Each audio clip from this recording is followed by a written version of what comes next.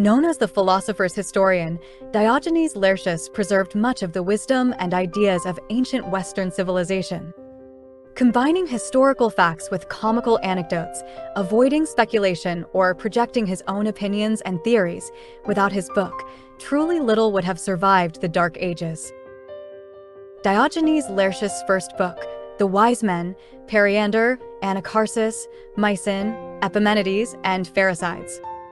Diogenes confirms, as Herodotus claims, that Periander, king of Corinth, killed his wife in a fit of rage, provoked by a concubine's slander. Periander later had the second woman burned alive. Given these actions, his inclusion among the 7 wise men is highly debatable, though some continue to count him among them. Sadly, this was not the end of his family troubles. His son, warned by his maternal grandfather, fled the kingdom and was eventually killed by the Corcyraeans. The full story is complex and perhaps not essential, though one historian, Aristippus, even accuses the boy of incest with his mother. Despite these grim events, Periander was not a tyrant in the usual sense. He presided over Corinth's prosperity and growth and offered wise counsel on wealth and power. For instance, he once said, "Never do anything for money, leave gain to trades pursued for gain. Be moderate in prosperity, prudent in adversity. Be the same to your friends whether they are in prosperity or in adversity." Periander also composed a lengthy poem and argued that democracy was superior to monarchy. There are additional passages, but I'll reserve those for future aphorism crafting. At the conclusion of Diogenes' account, 2 of Periander's letters are included. In the first, he invites all the wise men to gather, discuss, and learn from each other. In the second, addressed to the father of his deceased wife, he refers to her murder as an accident, an unsettling claim considering the circumstances. Anacharsis was a king of a Scythian tribe, a people considered barbarian, inhabiting Eastern Europe and the Russian plains.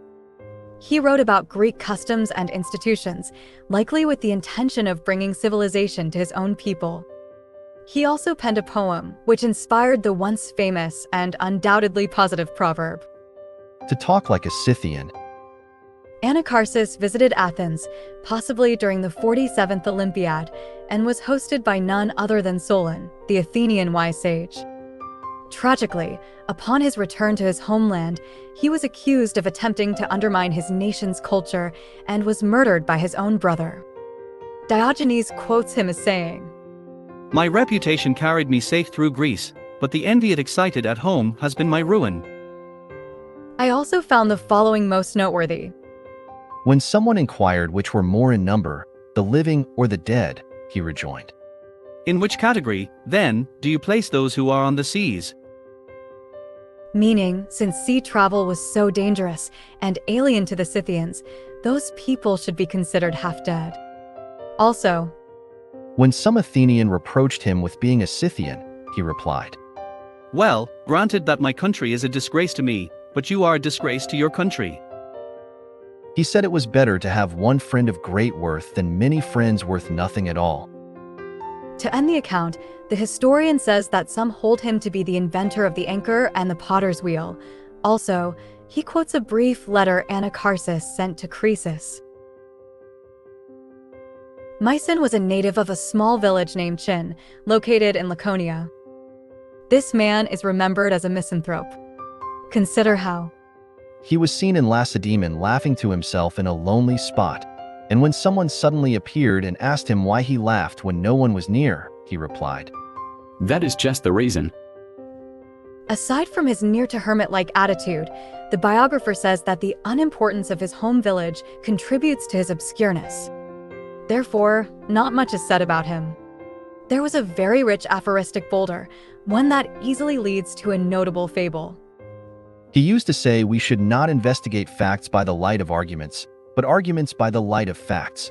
For the facts were not put together to fit the arguments, but the arguments to fit the facts. Epimenides approaches mythology. He lived in Crete, the city of Knossos. The story goes that as a youth his father sent him in search of some stray sheep. He, in turn, decided to also stray.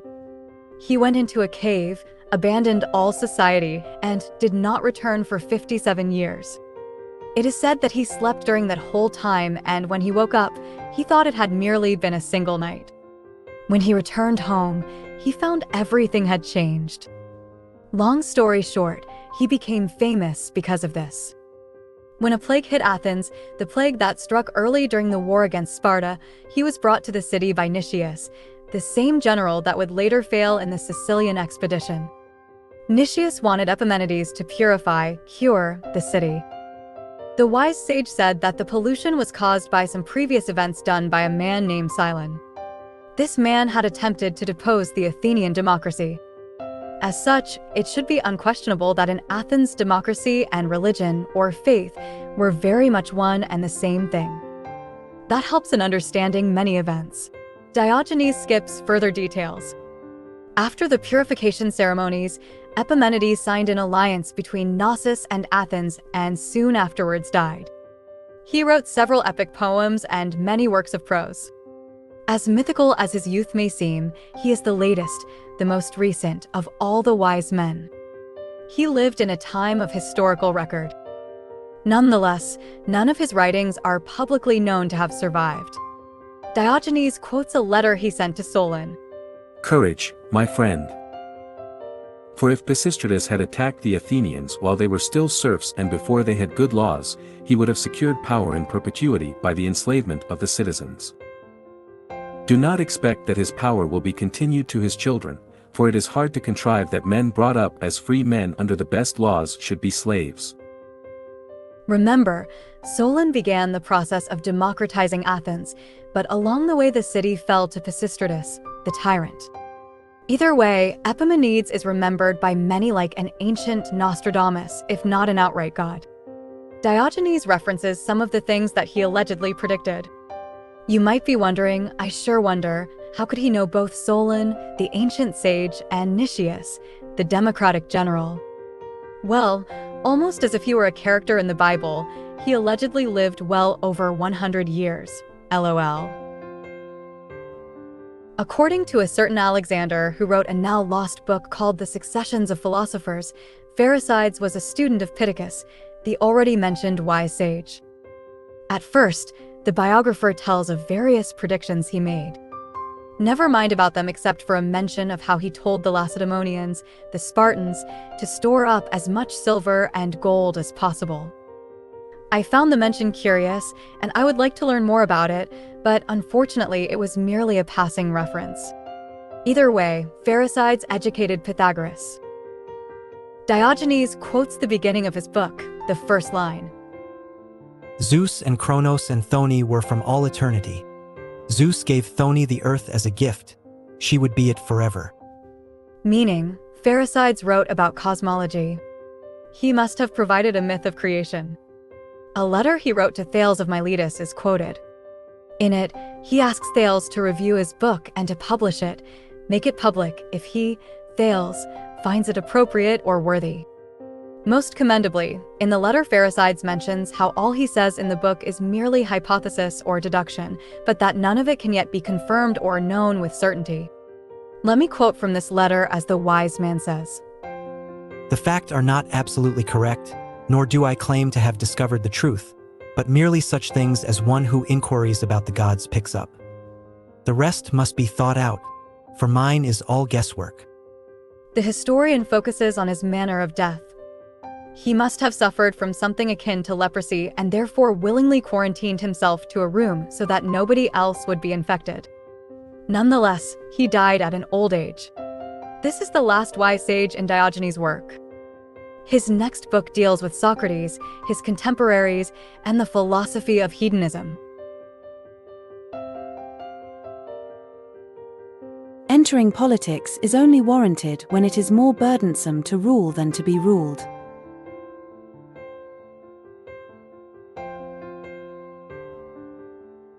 While the recollection of physical pleasures brings no further pleasure, the recollection of good and honorable deeds are an everlasting source of happiness.